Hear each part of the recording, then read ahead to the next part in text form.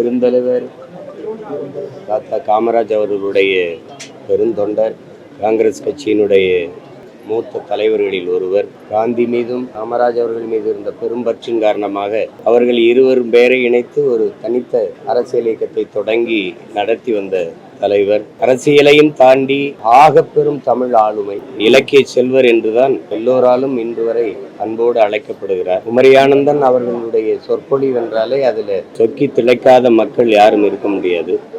அவ்வளவு பெரிய ஆற்றல் மிக்க ஒரு வெள்ளம் போல, மடை திறந்த வெள்ளம் போல தமிழை அள்ளி பெருக்கக்கூடிய பேராற்றல் கொண்ட பெருமகன். தொடர்ச்சியாக அவர் அரசியல் மேடைகளை தவிர்த்து வசந்த தொலைக்காட்சியில் இலக்கிய நிகழ்வுகளில் பேசிய காணொளிகள் இன்றும் இருக்கிறது.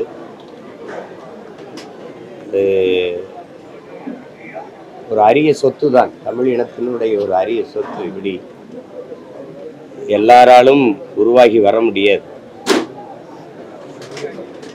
எந்த சமரசமும் செய்து கொள்ளாது கடைசி வரை தன் கொண்ட கொள்கையில் அப்படியே நின்றவர்.